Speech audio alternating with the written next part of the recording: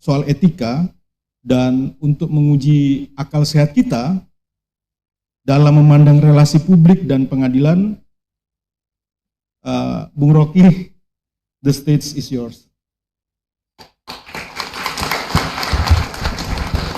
Okay, thank you very much. Okay.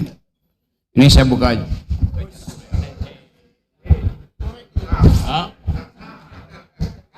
Oh ya, ya oke. Ini yang itu. Oh ya sama nih, saya pakai baju biru, celana juga kurduroi sama nih. Jadi ini penanda. Jadi Anda sekarang tahu mana orang dalam. Oke, saya ambil sebelah kiri karena left is right.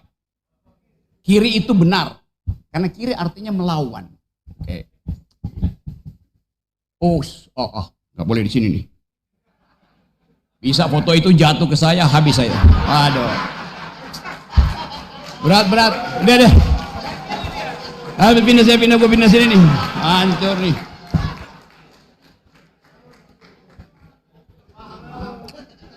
Fiat Justitia Ruat Caelum. Artinya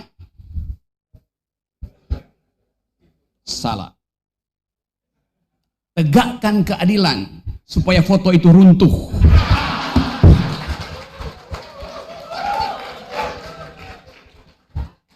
Oke, teman-teman. Tadi saya masuk kampus ini dan bertemu pertama Fakultas Teknik. Di sampingnya Fakultas Ekonomi, sampingnya lagi Fakultas Hukum. Apakah itu sinyal bahwa ada problem di dalam keadilan? Orang belajar teknik itu belajar matematik aja. Belajar tentang konstruksi, fondasi. Fakultas ini urusannya cuma baja dan beton. Saya kebetulan kuliah pertama Fakultas Teknik jurusan elektro. Lalu ada Fakultas Ekonomi. Apa urusan ekonomi itu? Transaksi. Ada lain. Tetapi bangsa ini tidak mungkin sekedar diasuh oleh Fakultas Teknik dan Fakultas Ekonomi. Yang satu urusan material, yang kedua urusan transaksi, tapi ada urusan justice. Jadi betul urutannya, teknik diperlukan untuk percepatan pembangunan. Bisnis diperlukan untuk efisiensi supply demand. Saya dulu juga belajar ilmu ekonomi itu. Pada waktu itu saya belajar 3 semester. Lalu saya anggap sudah mengerti ekonomi, maka saya DO aja deh ekonomi kan. Itu bedanya dengan Pak Purbaya. Buat belajar ekonomi dia perlu 7 semester. Ngapain? Hal yang sederhana. Ekonomi hal yang betul-betul sederhana rumusnya. Tetapi hukum tidak sederhana. Karena hukum mesti mengeksplorasi yang disebut sebagai justice. Dan mesti ada kata final. Oke, saya mau bikin pantun dulu. Pergi ke taman memetik melati. Melati putih. Nah.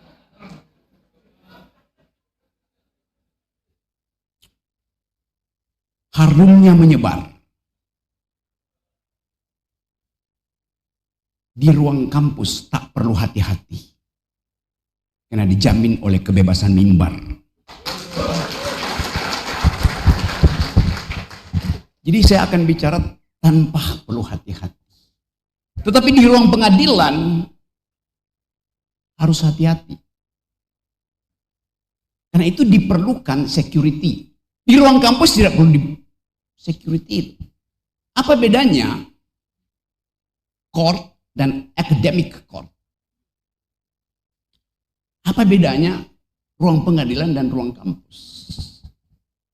Ruang pengadilan diasuh oleh satu prinsip dalam filsafat namanya causa finalis. Keadilan itu mesti final di dalam putusan hukum. Tapi ruang kampus berlaku prinsip causa temporalis. Tidak ada kebenaran final. Kebenaran sifatnya temporer. Jadi bedanya antara ruang sidang dan ruang kampus, di ruang sidang orang cari kepastian keadilan. Di ruang kampus orang membatalkan kepastian kebenaran. Bisa bedain teman-teman, terutama yang menulis disertasi.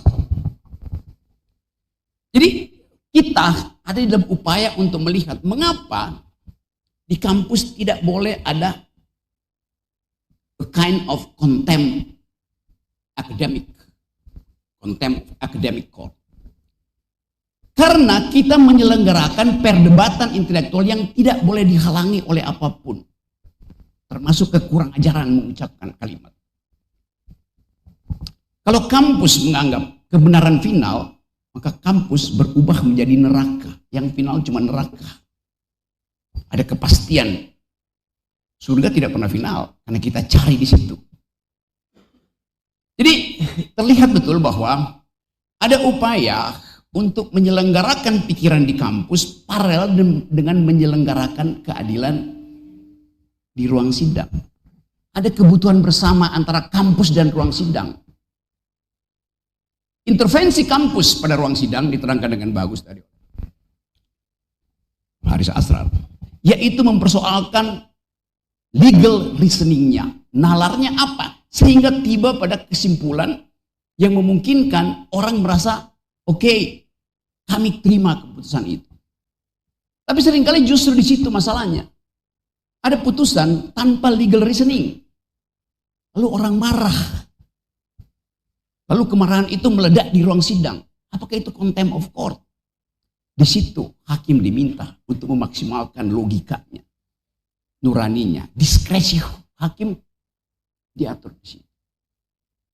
Kemarin saya jadi saksi ahli persidangan saudara Laras, seorang perempuan yang ngamuk di sosial media karena menganggap bahwa penanganan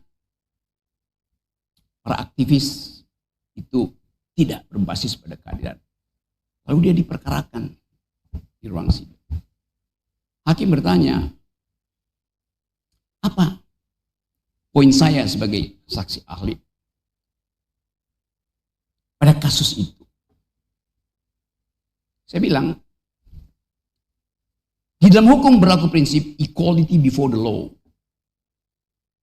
Tapi itu yang salah dipahami oleh banyak hakim. Equality before the law bukan kita sama di depan hukum. Kita yang berbeda harus mampu mengakses secara sama hukum itu. Itu prinsip.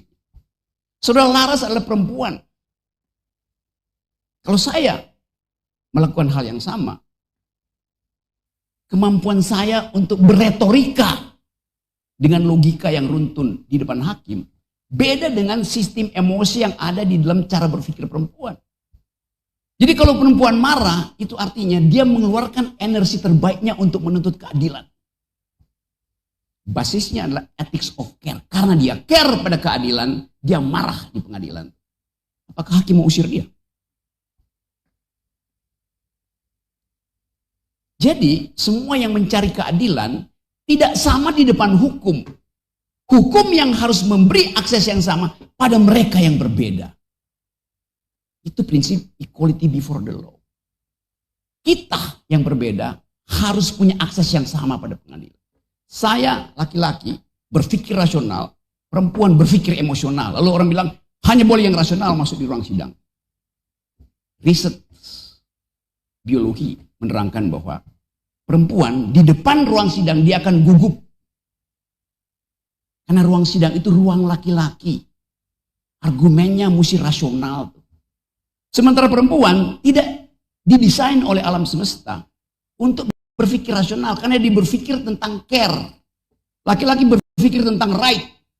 Beda antara ethics of right dan ethics of care. Jadi alam mengatur kita berbeda-beda. Tetapi hukum harus sama memperlakukan kita yang berbeda. Jadi jangan paksa kita sama di depan hukum. Sehingga si Laras mesti berpikir secara rasional. Kalau seorang perempuan dipaksa berpikir rasional, dia akan mengalami dalam ilmu psikologi namanya delirium, kegagapan. Semakin dia gagap, semakin dia panik, semakin dia ingin berteriak. Karena dia ingin mengucapkan a new kind of grammar. Kata bahasanya lain. Itu yang ingin kita terangkan. Jadi hukum bukan sekedar kepastian rasional, tapi kemampuan untuk melihat suasana. Nah, itu intinya. Suasana. Kita bisa pakai bahwa mesti ada semacam cara berpikir yang teratur. Oke. Justice bukan sekedar soal nalar hukum, tapi keinginan untuk melihat akibat dari seseorang. Kalau saya tiba di depan pengadilan, saya berharap seluruh isi pikiran saya dibaca oleh hakim. Lawan saya juga bicara begitu tuh. Jadi dari awal kita tahu bahwa kemampuan kita untuk mendalilkan kadangkala membuat kita arogan terhadap mereka yang tidak bisa mendalilkan. Karena itu perlu pengacara. Pengacara bukan untuk membela klien, membela hukum acara supaya ada kesetaraan argumen di dalam pengadilan. Jadi kalau seorang pengacara bilang, ini adalah seorang perempuan. Oh tidak, nggak boleh ada urusan gender di depan hakim. Itu hakimnya ngaco. Dia nggak belajar tentang ethics of care. Hakim akan bilang, kan sama, kemampuan rasionalnya sama, kemampuan fisiknya sama. Apakah karena dia lemah? Nanti ada hakim yang, oh kenapa harus kasih affirmative action? Emang perempuan lemah tuh. Tapi kalau kita belajar biologi misalnya, lebih kuat siapa? Secara fisik, laki-laki dan perempuan. Kalau laki-laki di ruangan ini bisa menstruasi, hari kedua dia pingsan. Dia tidak mampu menahan sakit. Perempuan bisa. Kalau laki-laki di ruangan ini bisa melahirkan, bukaan ketiga dia mati. Nature-nya begitu. Tetapi ilmu pengetahuan, peradaban menganggap perempuan itu hanya properti dari laki-laki. Jadi bagian ini juga masuk di dalam bawah sadar pengadilan. Nah, saya mau terangkan ini dalam upaya untuk membackup sistem hukum dan sistem pengadilan yang betul-betul paham tentang desain awal kenapa hukum itu dibuat. Kenapa pengadilan diadakan. Keadilan itu objektif. Tuntutan keadilan subjektif. Alam semesta udah membagi secara objektif keadilan itu. Begitu ada penyimpangan, orang nuntut yang objektif melalui dalil-dalil subjektifnya. Di situ perdebatan dimulai itu. Jadi kalau subjektivisme saya tentang value of justice berbeda dengan dia, saya bisa marah, dia juga bisa marah. Betul tadi yang terangkan oleh Pak Dekan dan Pak Haris, integritas hakim itu ditentukan ketika dia bertatapan mata real dengan suasana di pengadilan. Dia bisa baca, seperti dokter. Kalau ada pasien masuk, dia udah tahu, ini sakitnya main-main doang nih. Mampu hakim melakukan pradiagnosis terhadap soal-soal itu. Itu pentingnya pengadilan diperlihatkan suasananya. Bukan diumbar suasananya sehingga orang di jalanan ikut intervensi ke dalam ruang pengadilan. Tapi diperlihatkan suasananya dalam bentuk sketsa. Kalau sekarang diumbar keluar. Padahal orang yang nonton di luar tidak paham tentang kondisi internal dari ruang sidang. Hanya hakim yang paham. Lalu ada tuntutan balik. Tidak adil hakim. Karena strict justice. Jadi saya mengerti betul kenapa teman-teman, terutama Dr. Arif, menginginkan supaya ada perlakuan otentik di ruang pengadilan untuk menjamin independensi dari pengadilan. Nah ini tantangan baru bagi kita. Kita percaya bahwa ada kesempatan buat kita untuk memaksimalkan ide tentang keadilan itu. Jadi karena justice itu objektif, ruang sidang itu subjektif, potensi kekacauan terjadi, maka diperlukan court security. Tapi itu soal teknis. Yang lebih penting adalah tadi, manfaatkan ruang sidang itu sebagai alat orientasi psikologis hakim. Tentu dia baca semua dokumen yang ada. Tapi kenapa kita sebut hakim mulia? Karena dia bahkan bisa melampaui regulasi. Hakim disebut mulia karena dia bisa membaca bukan sekedar black letter of law, huruf mati hukum, tapi dia bisa membaca between the line. Ini pasal 2, ini pasal 3. Lompat nggak dia logikanya? Bisa lompat. Karena itu dia mesti membaca di antara 2 dan 3 itu ada wisdomnya hakim. Apa itu? Spasi putih. Spasi putih itu ada ruang di antara 2 kalimat hitam. Jadi itu yang saya kira ingin saya ucapkan. Supaya satu waktu kita tahu bahwa ada kesempatan bagi negeri ini untuk kembali memuliakan keadilan. Dan saya senang ada di Lampung tempat para aktivis menuntut reformasi dari awal. Yang kita tuntut waktu itu adalah revolusi. Tetapi karena pertimbangan-pertimbangan teknis, kultural, ideologis adalah revolusi datangnya kiri. Pakai kata yang lebih lembut, yaitu reformasi. Bahkan ada partai yang bikin lebih lembut lagi, restorasi. Iya, kumpulnya di restoran. Buat apa? Nunggu kandidat. Apa itu kandidat? Anda di mana? Dinda mendekat.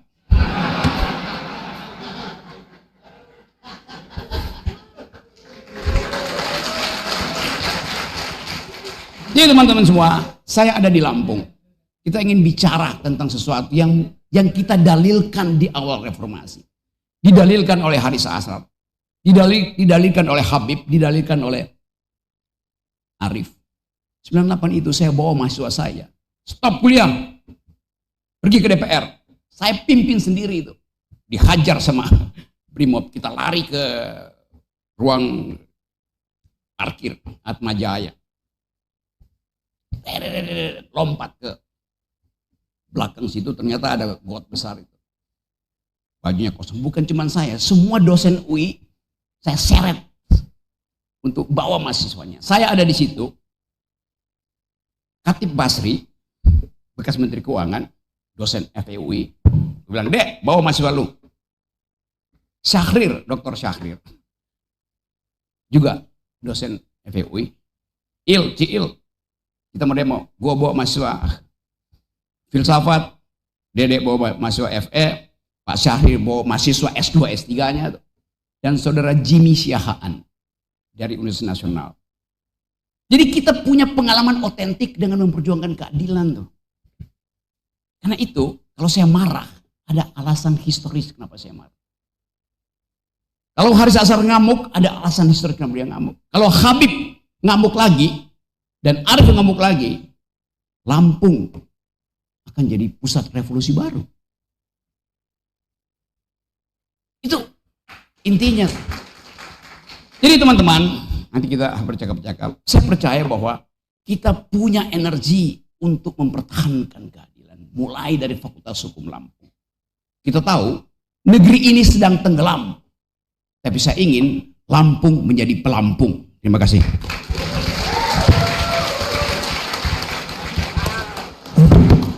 Baik, terima kasih Bung Rocky. Seperti biasa, Bapak Ibu, selalu membakar, tajam, filosofis, dan berhasil mengganggu kenyamanan berpikir kita. Bung Rocky sudah membedah masalahnya dari akar logika, dari etika. Biasanya suasananya jadi makin panas kan. Tapi saya yakin narasumber kita selanjutnya ini sudah sangat terbiasa menghadapi gelombang kritik ataupun dinamika politik yang tinggi.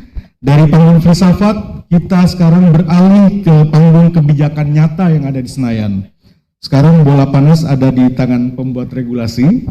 Apakah kritik akal sehat tadi bisa diterjemahkan menjadi pasal-pasal yang melindungi hakim tanpa membunuh demokrasi? Langsung saja kita tagih jawabannya kepada Pak Habibur Rahman.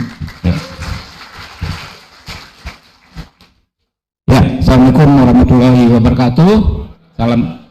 Salam sejahtera rekan-rekan semua. Sebetulnya kita kalau nasihat dari kiai kita tadi, Kiai Rocky Gerung tadi sebenarnya sudah selesai. Kalau kiai itu artinya ini Pak Rocky, orang yang memberi ilmu, memberi manfaat, memberi pengetahuan ya. Pak Rocky memang kiai kita semua. Sebenarnya juga tadi saya duduk di samping Pak Arief ya. Tujuan dari acara ini sebenarnya sudah selesai. Apa yaitu kita ingin membentuk undang-undang jabatan hakim. Saya bilang ke Pak Arief, gampang Pak Arief, hari Jumat ya saya menghadap atau saya ketemu Ketua Mahkamah Agung ya. Kita akan minta Mahkamah Agung mengirim tim ya. Yang timnya itu harus dipimpin Pak Arief ya. Tim untuk membuat naskah akademik dan rancangan undang-undang jabatan hakim. Di mana hal ihwal yang kita bicarakan di sini semua Pak Rocky akan kita insert di situ.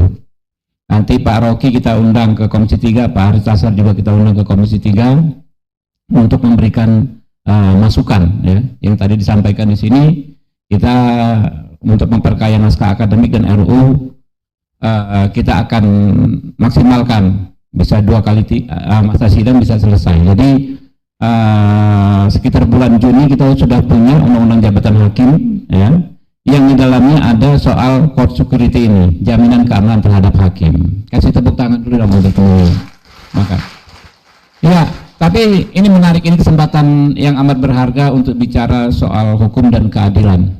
Pak Rocky, kita ingat kasus Nenek Minah. Ya.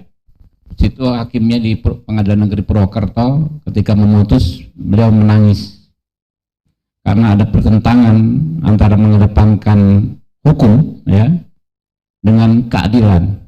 Hukum itu dianggap sesuatu yang tertulis saja, karena kalau menurut hukum pidana Nenek Minah ini memenuhi unsur deliknya. Barang siapa melakukan mengambil hak milik orang lain dengan sengaja untuk dimiliki, itu terpenuhi semua. Dan berdasarkan KUHP dan KUHAP yang masih berlaku hingga saat ini ya, itu nggak ada peluang bagi hakim sebetulnya untuk tidak menghukum Nenek Minah. Maka karenalah hukuman percobaan, walaupun hukumannya percobaan, tapi sudah cukup mengiris hati si hakim Purwokerto ini ya. Nah, itu yang fenomena kita dan harapan masyarakat kita kepada yang mulia semua hakim, bagaimana ke depan kita menomorsatukan keadilan daripada hukum ya.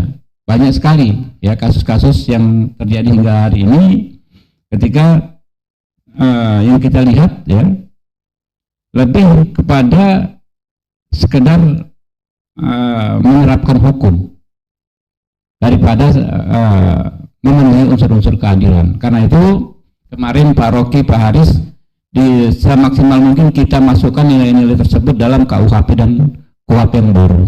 Dalam KUHP yang tadinya produk KUHP kemarin menganut asasnya monistis, artinya mengacu pada pembangunan unsur delik saja, sekarang dualistis, di mana sikap batin si pelaku pidana itu harus menjadi pertimbangan hakim dalam membuat putusan. Sikap batin si pelaku saat melakukan pidana. Ya seperti kasus-kasus yang kemarin itu kan, ada orang protes di pengadilan dan lain sebagainya. Kata Pak Haris, kita harus tahu sikap batinnya seperti apa. Apakah dia hanya sekedar ingin merusak nama baik pengadilan, ingin menghina hakim, tapi proses terjadi sehingga dia melakukan ya kan tindakan yang disebut pidana itu seperti apa, itu yang harus didalami. Seperti kasus yang tadi Pak Rocky sebut hadir sebagai ahli ya kan ya, bukan sekedar narasi yang disampaikan kalimat per kalimat, redaksinya yang disampaikan, tapi apa sih yang ingin disampaikan sebenarnya. Walaupun mungkin karena keterbatasan, mungkin nggak banyak orang yang bisa menyampaikan apa yang ada dalam pikiran dan hati nuraninya dalam rumusan kalimat yang pas seperti apa, gitu kan. Nah, itu harapan kita kepada rekan-rekan di pengadilan, rekan-rekan hakim di pengadilan. Di satu sisi kita juga tahu sekali situasinya, Pak. Saya 5 tahun kemarin periode pertama ke kunjungan hampir tiap masa sidang, ke tiap masa reses ke pengadilan. Ada istilah itu AKBP, Bang Rocky, kos belakang pengadilan. Jadi mereka ini karena konsep tour of duty-nya harus berpindah-pindah tempat tugas yang jauh dari home base keluarganya. Kayak Pak Arief dulu kalau nggak salah di mana, Sulawesi mana begitu kan, keluarganya di Jakarta. Bapak-bapak usia mungkin ada 30 ya, 25 ke atas ke 40 tahun, tinggal jauh dari keluarga dengan pendapatan yang tidak mencukupi untuk mengcover situasi seperti itu. Kan secara manusiawi harus bertemu istri ya minimal 2 minggu sekali ya. Itu tiket aja udah berapa gitu kan. Nah, hal-hal seperti itu menjadi concern kami ya, termasuk usulan kami kepada Presiden Prabowo soal kesejahteraan hakim dan lain sebagainya terus dimaksimalkan. Soal code security ya, itu hal yang sebetulnya banyak hal yang teknis ya, tapi memang ada juga terkait tadi dengan kesejahteraan. Kita maksimalkan pengamanan di pengadilan, begitu pulang Pak Rocky, dia pulangnya ke kos-kosan gitu di belakang pengadilan. Jangankan ancaman dari keamanan, Pak, yang kayak begitu dia nggak ada ancaman keamanan. Ini kadang-kadang sakit sendiri, masuk angin malam-malam nggak ada yang jaga, nggak ada yang rawat. Ada banyak yang katanya disebut hakim yang bertugas meninggal dunia kena angin duduk dan lain sebagainya. Menurut saya bukan persoalan itu karena nggak terawat. Kalau kita tinggal bersama keluarga, sama istri, sama anak, masuk angin ada yang ngirikin, ada yang handle. Minimal kalau ada apa-apa langsung ke rumah sakit cepat. Ya teman-teman ini ya, yang masih bertugas di daerah-daerah, tidur di kos-kosan, makan tidak teratur, kadang-kadang laundry baju aja sulit, ya kan ya. Ya itu harus kita perhatikan juga, ya. Hal-hal itu harus kita perhatikan juga. Jadi kita maksimalkan pengamanan di pengadilan. Kalau kesejahteraannya masih di level yang seperti sekarang, menurut saya sulit kita juga mendapatkan ya hasil pemikiran yang menghasilkan keadilan juga, karena mereka diperlakukan tidak adil ya. Ya mungkin itu kita terus berproses ya. Mulai minggu depan Komisi 3 akan mengadakan yang namanya FGD ya, Focus Group Discussion dengan teman-teman dari Mahkamah Agung, di bawah kepemimpinan Pak Arief ya nanti ya, dan Pak Subandi. Nanti kita minta Pak Ketua Mahkamah Agung untuk menegaskan beliau berdua memimpin tim Mahkamah Agung. Insya Allah ya, ini kan libur reses, sudah libur reses masuk tanggal 12, kita secara resmi bisa mulai mengagendakan membahas undang-undang ini. Mungkin itu dari saya. Terima kasih. Bila Assalamualaikum warahmatullahi wabarakatuh. Waalaikumsalam warahmatullahi wabarakatuh. Baik, terima kasih Pak Habib. Bapak Ibu, kita sudah dapat ya puzzle yang lengkap dari beliau-beliau ini. Dari Senayan menjamin regulasi, kemudian kampus menjamin metodologi, dan filsafat menjaga nalar publiknya. Namun sebelum saya membuka sesi diskusi, saya mau kasih pantun dulu buat teman-teman mahasiswa di sini. Apa kalau balasnya? Siko. Minta sikonya. Pergi ke tahanan membeli buku. Pulang melewat beneran Raden Intan.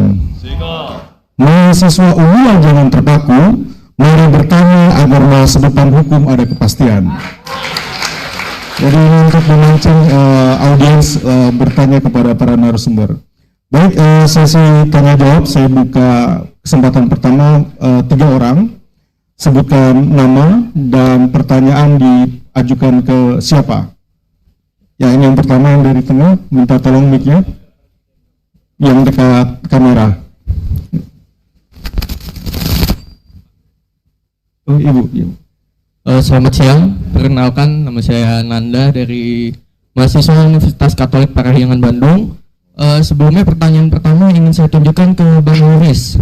Nah, dalam konteks independent judiciary, seringkali hakim hanya terpaku pada bukti formal dan mengabaikan sejarah seperti misalkan perampasan lahan. Ketika warga memprotes putusan yang dianggap buta HAM tersebut, mereka justru terancam dari contempt of court. Nah, pertanyaannya Bang Haris, apakah setiap pencapokan lahan oleh korporasi secara otomatis memenuhi unsur pelanggaran HAM yang sistematis? Dan bagaimana pengadilan bisa dikatakan independen jika ia justru menjadi alat legitimasi bagi pelanggaran HAM tersebut? Dan yang kedua untuk Yai Rocky, nah di Lampung ini masa lalu banyak tanah ulayat yang dipaksa menjadi HGU melalui instrumen negara. Dalam bingkai independence judiciary, jika presiden melakukan intervensi untuk mengembalikan tanah tersebut, ia dianggap merusak independensi peradilan. Namun jika ia diam, ia membiarkan ketidakadilan. Nah, pertanyaannya untuk Yai Rocky, bagaimana presiden bisa menyelesaikan konflik agraria di Lampung dalam kerangka HAM tanpa terjebak pada tindakan yang merendahkan martabat peradilan atau mengintervensi independensi hakim? Terima kasih. Baik, terima kasih. Karena saya tidak bawa pena, saya tidak bawa kertas, jadi mungkin supaya saya tidak lupa bisa langsung dijawab oleh Bang Haris terlebih dahulu. Silakan Bang.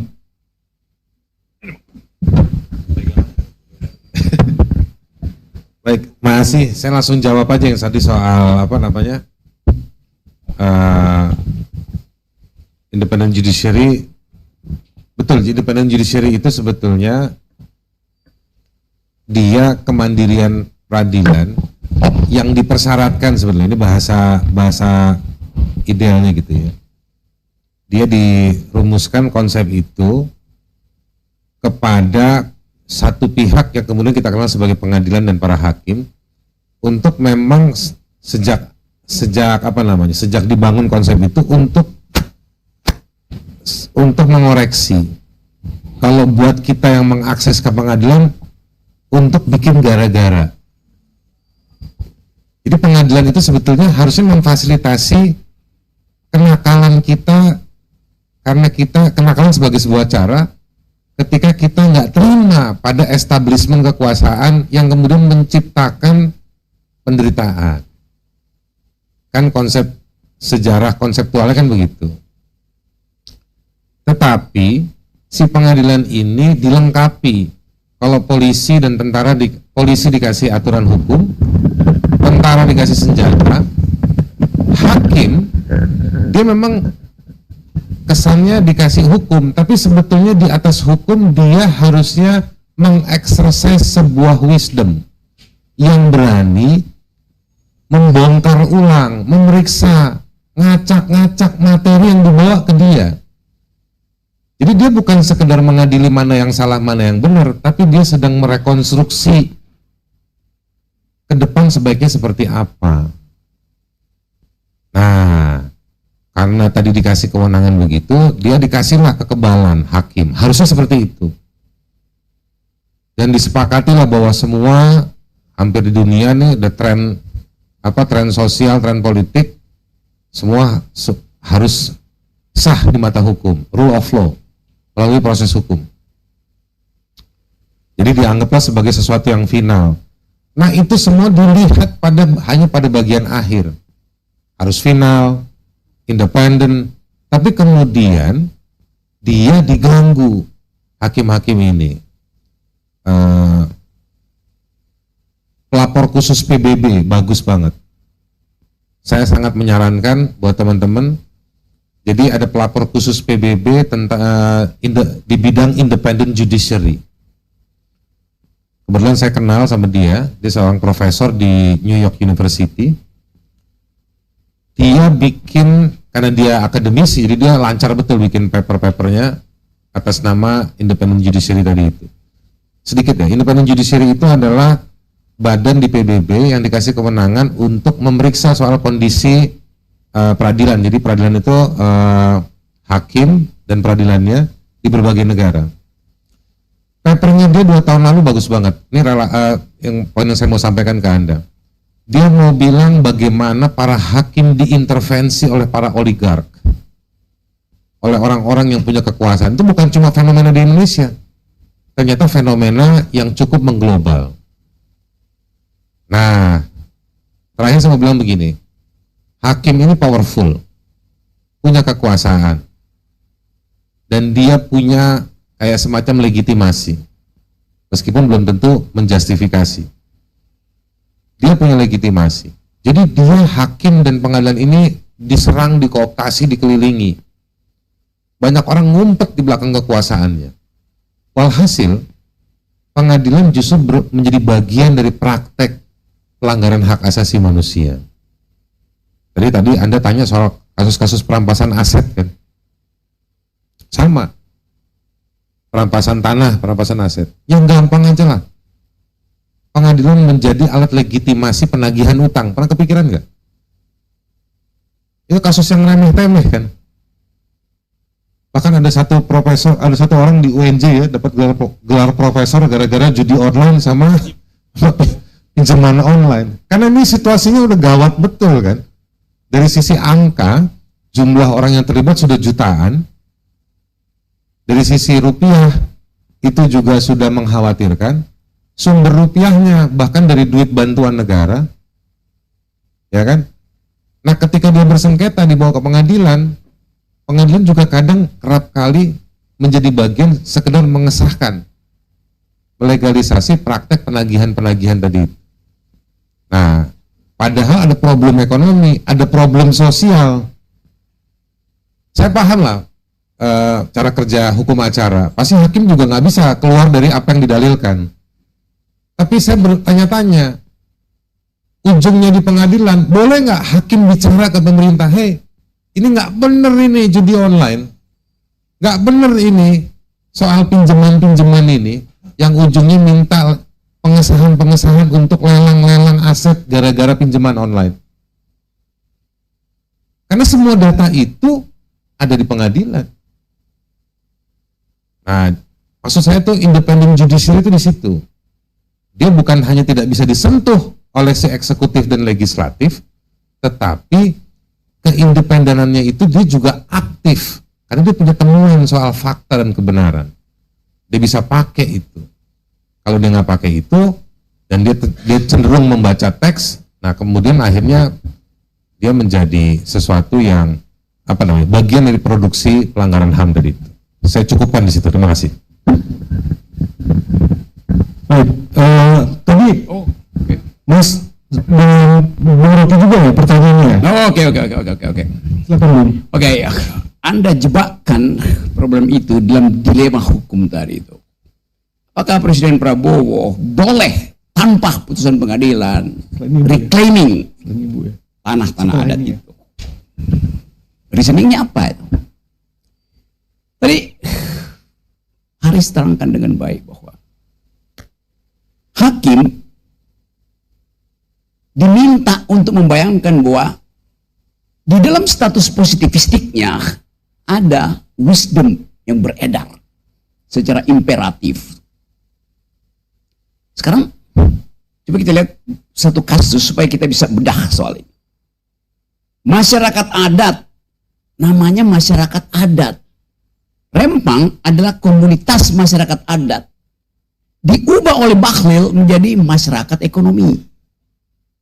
Perubahan itulah yang melanggar prinsip wise. Kita ingat kasus Rempang. Bahlil bertanya, kami mau pakai tanah ini, kalian akan kami pindahkan berapa meter persegi sih yang kalian butuhkan? Kami siapkan apartemen. Apartemen itu adalah house, bukan home. Beda antara home, apalagi home sweet home, dengan sekedar house. Ketika statusnya masyarakat adat, di dalamnya ada keakraban. Pindah ke apartemen, tidak mungkin ada percakapan di sore hari sambil makan singkong. Karena tembok lawan tembok. Jadi kalau Anda tanya, itu adalah masyarakat adat, maka kita bayangkan itu adalah home, suasana, bukan house yang sekedar tempat tidur. Itu bedanya. Jadi konstruksi antropologi dari konsep masyarakat adat beda dengan konstruksi apartemen yang dibayangkan oleh Bahlil. Bila masyarakat adat tidak berlaku market ekonomi, yang berlaku ada cultural, masyarakat cultural society. Perlu nggak kita market? Perlu market ekonomi untuk mengatur rasionalitas kebijakan, demand berapa, supply perlu berapa tuh. Tetapi konsep itu hanya berlaku di dalam market society, bukan dalam cultural society. Dunia bahlil ada di situ. Sebagai pejabat pembuat kebijakan ya, kalau sebagai manusia ya saya berteman sama dia tuh. Tetapi kita membedakan itu antara pengambilan kebijakan yang tidak paham tentang status kultural dari the so-called indigenous people yang diprotek di dalam sistem internasional kita. Oke, balik pada soal tadi. Boleh nggak Pak Prabowo ambil itu tanpa peduli pada hukum? Boleh. Asal dia terangkan kondisionalitas itu. Bahwa ini adalah hak masyarakat adat, artinya ada pembenaran historis, ada pembenaran kebudayaan. Tapi itu mesti terus terang diucapkan. Dibandingkan misalnya, kalau saya tidak ambil alih itu sebagai presiden, nanti dibuatkan pembenaran hukumnya oleh Komisi 3. Apa nasib dari rakyat itu kalau dia pindah, diambil alih oleh market society? Boleh nggak hidup kita hanya ditentukan oleh putusan pengadilan bahwa ini legal karena udah dibayar? Itu AKBP di belakang itu tadi harus sibuk bikin argumen kan. Tetapi ini adalah kondisi ketika kedaruratan dirasakan oleh masyarakat. Nah, itu soalnya hari-hari ini. Ada kedaruratan konflik agraria yang nggak bisa diselesaikan oleh sistem. Tapi kalau legitimasi Presiden Prabowo kuat, nggak ada soal, karena dia mesti kasih pertanggungjawaban nanti kan. Itu dilemanya di situ selalu. Kalau Pak Prabowo bilang oke, demi hukum bawa ke pengadilan, pasti tidak ada equality before the law karena masyarakat adat sudah tertinggal dari awal untuk datang before the law dengan oligarki ini yang mampu untuk menyogok dan memindahkan dan mengedit hasil keputusan hakim kan. Nah, itu wilayah di dalam legal philosophy, sociological jurisprudence itu yang kita mau bicarakan sebetulnya tuh. Kalau soal kepastian hukum ya udah. Jadi justice selalu ada di belakang putusan itu. Justice mengintai putusan hakim itu. Coba bikin sesuatu, diuji. Jadi legal reasoning boleh, kendati faktanya nggak ada, kita mesti pakai. Many times we must reason without knowing whether our facts are true. But we do want our reasoning to be correct. Oke. Tapi moral reasoning tidak mempedulikan nalar itu tadi. Sama seperti kasus nenek tadi itu. Hakim tadi memakai moral reasoning, bukan legal reasoning, untuk memutuskan bahwa apa sih 3 biji mangga itu yang unsur deliknya udah terpenuhi di situ. Tapi kondisionalitas, kata Pak Habib tadi, membaca kesulitan batin dia itu. Si nenek nggak bisa mengucapkan secara legal reasoning. Tetapi dia paham bahwa dia hanya bisa bertahan hidup dengan itu. Hal yang sama bisa dipakai sebagai moral jurisprudensi dari presiden. Akan ada kontroversi, oke, kita uji kontroversi itu. Tetapi prinsip pertama, rumuskan itu sebagai hak masyarakat adat dan di dalamnya tidak boleh bekerja prinsip market society. Baik, terima kasih Bung Haris dan Bung Ruki. Sekarang penanya kedua, saya persilakan dulu untuk yang di depan, Ibu. Silakan. Minta tolong mic-nya. Baik, terima kasih. Assalamualaikum warahmatullahi wabarakatuh. Waalaikumsalam. Saya Nurjan Yusuf, Wakil Ketua Pengadilan Tinggi Agama Bandar Lampung. Saya ingin ke Pak Habibur Rahman sebagai Ketua Komisi 3. Saya mengingatkan kembali Bapak bahwa kita pernah bertemu di Jambi. Waktu itu saya menyampaikan, karena mungkin saya keluar dari konteks yang kita bahas hari ini, tetapi saya ingin menyampaikan bahwa kami di lingkungan peradilan agama ada 412 satker untuk menyelesaikan perkara perceraian yang selama ini orang mengatakan bahwa pengadilan agama itu apa sih, hanya untuk perkara perceraian yang ditangani.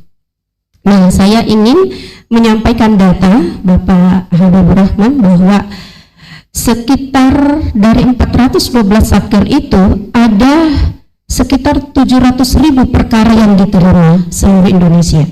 Di antara 700.000 itu Bapak, ada 500 lebih perkara perceraian. Tentu perceraian ini ada yang terdampak, yaitu terkait dengan perempuan dan juga anak. Lagi-lagi saya menyampaikan karena waktu dari Jambi, saya selalu berkomunikasi dengan ibu yang dari Komisi 3 waktu itu, ya, Ibu Sari, tetapi beliau mungkin sudah tidak di Komisi 3 lagi ya Pak. Ya, jadi terkait dengan hal ini, sampai saat ini aturan untuk memberikan perlindungan kepada perempuan dan anak pasca perceraian yang notabene-nya ini karena hakim memutuskan itu berarti ada yang terdampak. Jadi saya hanya mengingatkan kembali Pak bahwa ada sekitar 500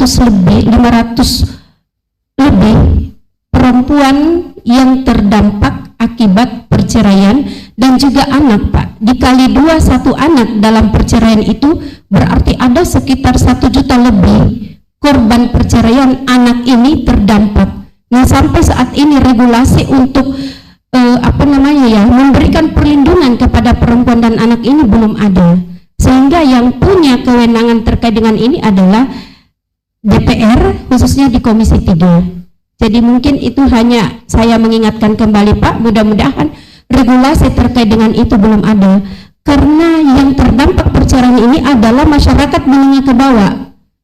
Jadi hanya sekitar 0, sekian persen yang memang sudah mendapatkan perlindungan, tetapi ada sekitar 500 lebih ini yang tidak mendapatkan haknya setelah pengadilan agama sudah memasukkan dalam amar putusan, tetapi dia tidak mendapatkan hak-haknya itu. Jadi regulasinya ini Pak. Terima kasih. Assalamualaikum warahmatullahi wabarakatuh. Baik, mohon kalau mau ditanggapi. Ya, terima kasih. Kayaknya kemarin kita juga mengundang Pak Suparno Marzuki, mantan Ketua KY itu ya. Yang salah satu yang membahas soal ini. Kita kan ada panja reformasi kepolisian, kejaksaan dan pengadilan. Salah satu masalah pengadilan ini adalah soal eksekusi. Pelaksanaan putusan hakim seperti apa? Nah, saya pikir dengan agenda hari Senin besok Pak Arief, ya kan ya, kami perlu usulan konkretnya seperti apa yang disampaikan. Lebih ngerti teknis teman-teman pasti, tinggal kami kasih istilah, kasih wadahnya nanti. Apakah seperti usulan Pak Suparno Marzuki, kita justru akan unifikasi, kita akan gabung semua undang-undang terkait peradilan. Kan ada undang-undang pokok kehakiman, ada undang-undang peradilan agama, ada undang-undang TUN, peradilan tata usaha negara, ada undang-undang jabatan hakim yang baru akan kita inisiasi. Apakah itu akan sekalian nanti Pak Arief ya, nanti coba dipertimbangkan, dimasukkan dalam satu. Jadi seperti kitab undang-undang hukum peradilan jadinya, kodifikasi dari berbagai undang-undang yang tercerai-berai ini. Dan memang salah satu masalah utama ini adalah soal pelaksanaan putusan pengadilan. Hal yang sama juga di perdata ya. Masyarakat banyak sudah menang nih Pak ini melawan korporasi, tapi pelaksanaannya seperti apa? Nah, kalau ini perdata kita akan bahas undang-undang HAPER, hukum acara perdata. Oke, terima kasih. Jadi Pak Arief kami tunggu ya Pak ya. Bu Nurjana sampaikan Pak Arief ke Pak Bambi kurang lebih apa? Kan ada institusi Pak Arief yang mengkaji, nanti naskah akademik maupun draft RU-nya nanti bisa masuk sekaligus ke jabatan wakil. Terima kasih. Baik, terima kasih. Kesempatan berikutnya, ya Pak, silakan.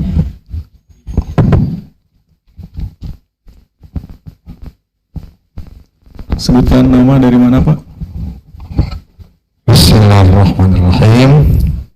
Assalamualaikum warahmatullahi wabarakatuh. Alhamdulillah, wassalatu wassalamu ala rasulillah wa aduh.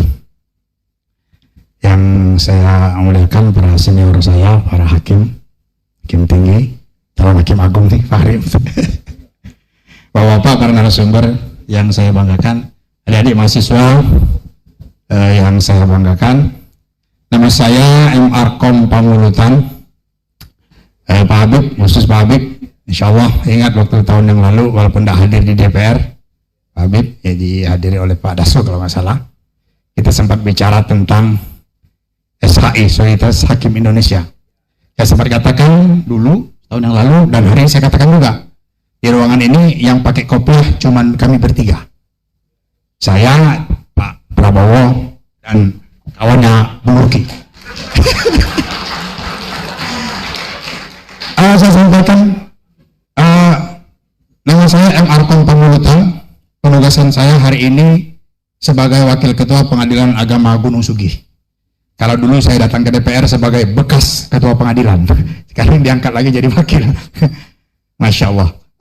Saya mau pakai apa yang disampaikan oleh Bung Rocky tadi, saya sebut Bung saja, ya, bahwa di ruang pengadilan kita bicara hal-hal yang final, pasti tidak ada perdebatan. Tetapi ketika di ruang kampus masih bisa diperdebatkan, bahkan kita mempertanyakan kepastian.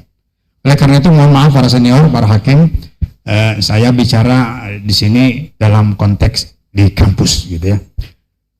Bapak Ibu yang saya hormati, jadi dari 5 narasumber yang menyampaikan tadi, insya Allah kita mendapatkan gizi yang luar biasa, yang pada pokoknya semua narasumber ini sepakat bahwa peradilan, benteng terakhir keadilan itu perlu dihargai. Oleh karena itu tidak boleh terjadi apa yang disebut dengan contempt of court. Yang tadi disampaikan oleh Pak Wakil Dekan itu baik selama di dalam gedung pengadilan ataupun sebelum masuk ke pengadilan, di dalam gedung pengadilan, bahkan pasca putusan pengadilan harus tetap dijaga dari contempt of court dengan berbagai macam teori tadi yang disampaikan oleh beliau.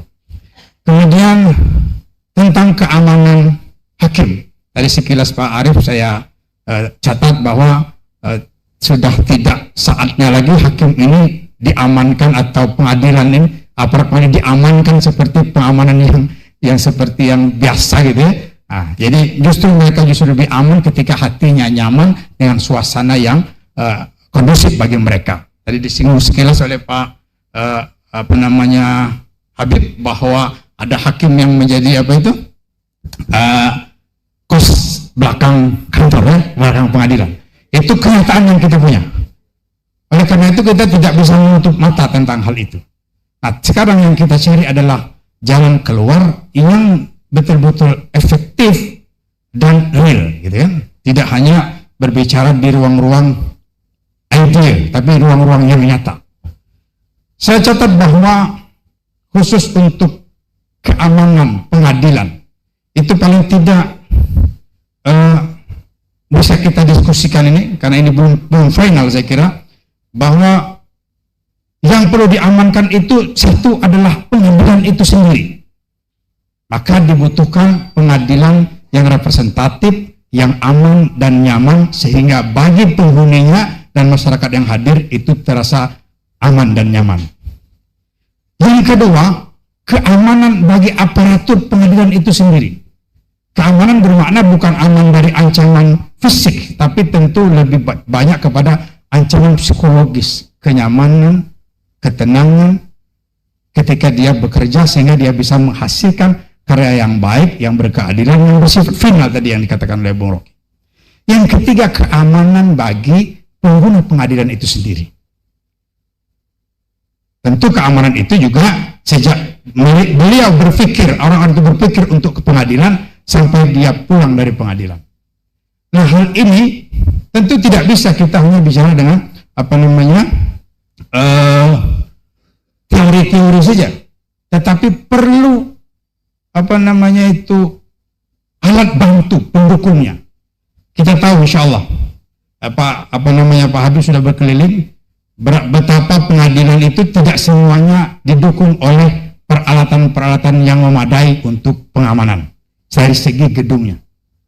Kita tahu tentu aparatur pengadilan tidak juga diberikan, maaf ini saya bicara, diberikan faktor penunjang yang cukup memadai untuk mereka, sehingga ada ideum, ada anggapan dulu Bung Rocky pernah mengatakan bagaimana hakim bisa terhormat, ini hakim gitu ya, yang paling tinggi di pengadilan, hakim bisa terhormat.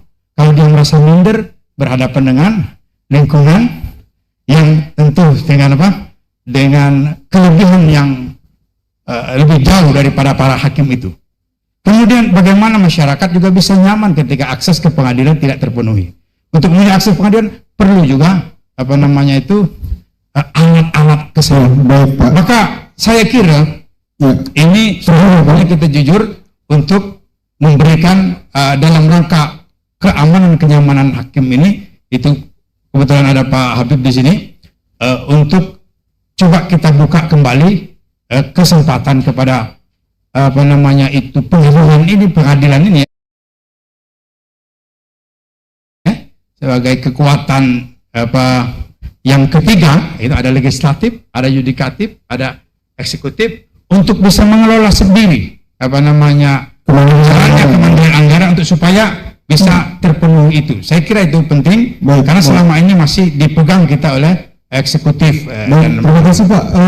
Pak, waktunya kita terbatas. Demikian, terima kasih. Boleh didiskusikan kembali apa yang saya katakan. Baik. Assalamualaikum warahmatullahi wabarakatuh. Waalaikumsalam warahmatullahi wabarakatuh. Jadi saya menangkap Bapak tidak menyampaikan pertanyaan, hanya memberikan masukan.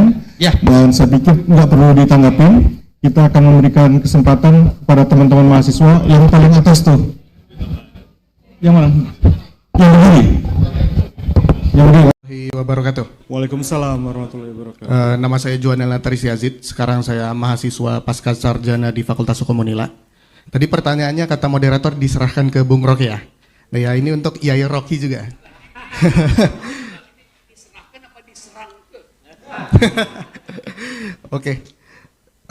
Yai, manggilnya Iya ya. Ya Rocky, tadi ada yang menarik tentang independen judiciary. Jadi sempat baca-baca tentang independen judiciary juga di Google. Itu katanya salah satu ada key aspects-nya itu tentang freedom from interference. Jadi katanya di situ judges must decide cases without pressure from the government, media, powerful individuals, or other judges, according to this article from the UK courts and tribunals judiciary. Jadi kasus tentang freedom from interference terhadap para hakim-hakim ini terjadi tidak hanya di Indonesia tapi di negara-negara lain juga, di negara besar bahkan seperti UK, terus US, bahkan Jepang dan lain-lain. Jadi sebenarnya permasalahan ini kan sebenarnya bukan dari eksekusi para hakimnya gitu, kalau yang saya tangkap Bung Rocky atau Yai Rocky. Jadi banyak sekali hal ini terjadi ke para hakim-hakim karena banyaknya pressure dari luar yang akhirnya membuat mereka berontak dan mereka rebel, akhirnya mereka melakukan hal-hal yang harusnya nggak etis gitu ya. Dan menurut saya pertanyaan yang perlu dipertanyakan saat ini adalah sebenarnya ketika kita lihat kalau dari kerangka filsafati, ini sebenarnya masalahnya apakah dari lingkungan yang memang selalu mendorong para hakim ini untuk berbuat hal yang tidak etis, yang tidak berkaitan dengan integritas yang seharusnya mereka jalankan, atau memang ini sebenarnya dorongan dari hati mereka, atau memang ada mens rea yang membuat mereka kalau mereka itu berpikir kalau hidup tidak, karena biasanya dorongan seperti ini kan hidup glamor ya Rocky, karena mereka merasa kalau hidup mereka harus lebih baik daripada yang lain, dan ini beberapa kasus yang pernah dipertontonkan seperti di UK gitu. Jadi kalau menurut Bung Rocky sendiri sebenarnya problematis di kerangka atau di frame filsafatnya apa sih sebenarnya problem yang harus di-tackle? Karena kalau mau ngomongin secara eksekusi kita sudah punya perundang-undangan yang bagus, regulasinya bagus, pengawasannya bagus, tapi kejadian itu tetap berulang dan ada potensi untuk kembali berulang. Sebenarnya apa problem yang harus kita tackle dari awal gitu, Bang Riki. Terima kasih atas kesempatannya. Wabillahi taufiq wal hidayah. Wassalamualaikum warahmatullahi wabarakatuh. Oke, terima kasih teman. Kamu fakultas hukum ya? Iya. Semester berapa? Semester 2. Oke. Semester Pasca 1. saja. Iya, pasca. Pasca. Rencana DO semester berapa? Secepatnya kalau bisa sih. Ya. Jadi yang terangkan persis seperti kedudukan saudara. Saudara semester 2, tapi saudara tidak punya rencana DO. Padahal kalau di semester 2 saudara penuhi semua kualifikasi S2, ya DO aja kan. Ngapain nunggu 4 semester? Tapi ada kepastian bahwa Anda akan disebut S2 ketika punya ijazah. Tapi ijazah bukan tanda seseorang pernah berpikir, cuma tanda seorang pernah lulus. Apalagi kalau ijazahnya dipertanyakan. Jadi itu betul bahwa bayangkan kalau hakim punya mens rea, kalau seorang kriminal punya mens rea, dia tahu risikonya tuh. Tapi kalau hakim punya mens rea, dia nggak tahu risikonya. Karena dia mesti tunggu kasus itu dulu, baru dia berupaya punya mens rea. Coba saya cari cara buat nerangkin secara lebih gampang ya. Saya punya pengalaman mengambil risiko di Lampung ini. Beberapa tahun yang lalu saya masih mahasiswa, saya naik Gunung Tanggamus. Saya pakai data dari penduduk di bawah. Di situ ada transmigrasi, nanam apa namanya itu, kentang di situ. Saya sempat punya anak asuh di situ, saya kasih beasiswa itu. Tapi kemudian putus hubungan. Dari petani itu saya bawa kentang, saya hitung ini Tanggamus ini gunung segini doang mah, ya paling lama 2 jam itu kan. Saya salah orientasi, udah malam, udah 7-8 jam muter-muter gak ketemu jalan. Pergi ke atas, ada sumur main di atas. Oke, saya putuskan untuk nginap, bikin bivak, tenda sementara di situ. Hanya dengan modal 4 kentang itu kan. Karena saya anggap ya habis TikTok. Ternyata salah jalur. Malam-malam, tengah malam itu tiba-tiba guduk. Wah, saya pikir longsor di atas. Kita ngintip kecil, saya bikin dicekukan. Bivaknya itu tendanya hitam pekat. Di atas saya bluk. Kita nggak tahu apa itu. Saya nggak tahu apa itu. Tidak ada kepastian saya tentang apa yang ada saya. Saya ada dalam situasi uncertainties. Kalau saya tahu benda itu, saya tahu risikonya. Setelah turun ke bawah, besok paginya baru petani itu ceritakan. Itu adalah jalur babi hutan. Kalau awalnya saya tahu itu babi hutan, saya tahu risikonya, saya akan kasih palang pertama 2 meter dari tenda saya supaya dia secara otomatis pindah ke kanan. Risiko bisa saya hitung, uncertainties tidak bisa saya hitung. Itu juga keadaan dalam pengadilan tuh. Hakim berhadapan dengan kasus, tapi dia tidak paham problem di dalam kasus itu apa. Itu yang diterangin tadi oleh Haris. Ada kasus, ya kasus gampang diselesaikan. Sekedar dengan mengikuti prosedur regulasinya tuh. Norma tertinggi melindungi norma berikutnya. Norma berikutnya dimanfaatkan untuk bikin putusan. Hans Kelsen udah terangin itu, kita belajar tentang positivisme hukum. Tetapi keadaan hari-hari ini ada sociological problem, gender equality, environmental ethics. Akhirnya satu kasus itu di dalamnya ada banyak problem, itu masalahnya. Jadi ada kasus di dalam kasus, namanya problem. Sekarang hakim mesti putuskan apa sebetulnya problem dasarnya sehingga dia jadi kasus. Itu sifat dari demokrasi begitu. Lain kalau militer, ini ada jenderal yang juga adalah doktor. Dia akademisi sekaligus militer. Di dalam militer berlaku dalil military efficiency. Prinsipnya sederhana. Bila sudah membidik, jangan ragu. Bila masih ragu, jangan membidik. Mesti begitu. Bila Anda ragu, jangan membidik. Bila sudah membidik, jangan ragu. Bila masih ragu, tarik pelatuknya. Dor. Gitu, dia seorang angkatan udara. Airborne security-nya juga bekerja dengan cara itu. Ada misi yang mesti complete, mission accomplished. Ada target dari pesawat terbangnya itu dari apa namanya F-16 dia. Tetapi untuk menghasilkan target itu hanya perlu 2 hal, teknologi dan disiplin. Benar nggak Pak? Hanya disiplin dan teknologi yang memungkinkan misi itu selesai. Satu kali tak. Demokrasi nggak begitu. Demokrasi itu ribut, mesti ada diskusi panjang. Nah kalau problem demokrasi tidak dipahami oleh hakim, dia buta huruf terhadap keadaan sosioekonomi masyarakat yang menyebabkan kasus di pengadilan. Nah itu pentingnya hakim dibekali dengan pengetahuan melampaui sekedar pengetahuan hukum itu.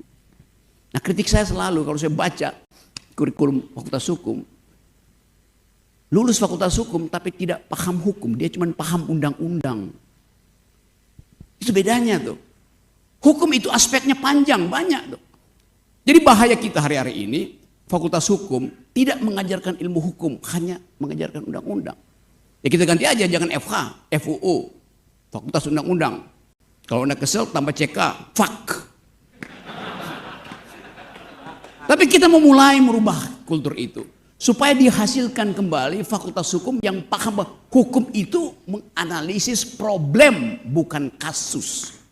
Itu intinya.